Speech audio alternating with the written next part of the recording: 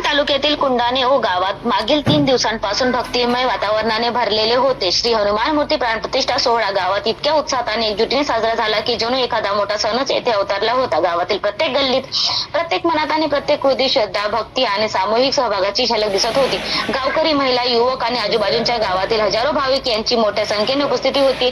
विविध क्षेत्रावरील नामवंत कीर्तनकार, प्रवचनकार आणि धार्मिक मार्गदर्शकांनी कार्यक्रमाची आध्यात्मिक उंची वाढवली. भक्तीचा उत्सव इतका व्यापक होता की प्रत्येकाने अनुभवले ही केवळ प्राणप्रतिष्ठा नव्हे, ही गावच्या आत्म्याची प्रतिष्ठा होती.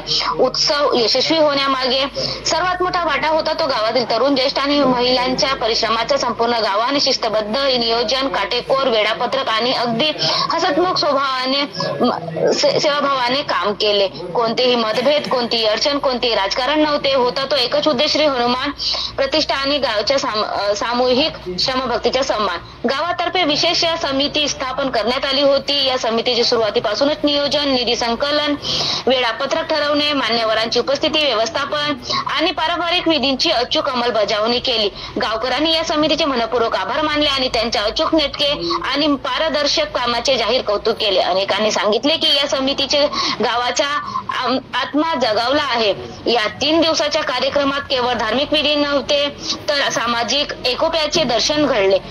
तर ज्येष्ठांनी मार्गदर्शन करून परंपरेचा सन्मान राखला.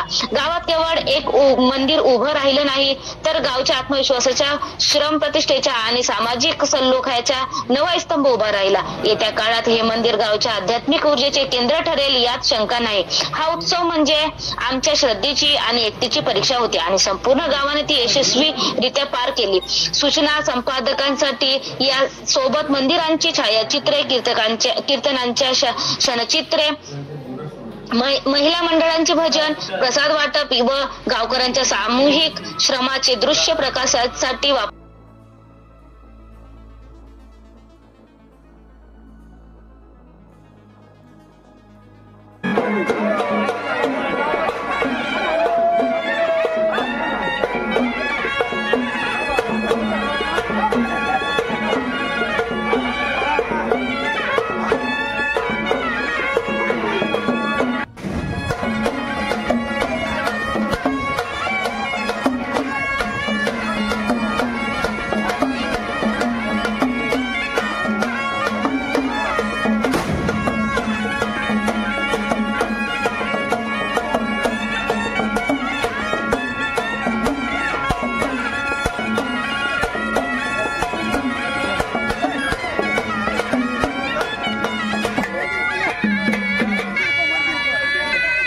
दादा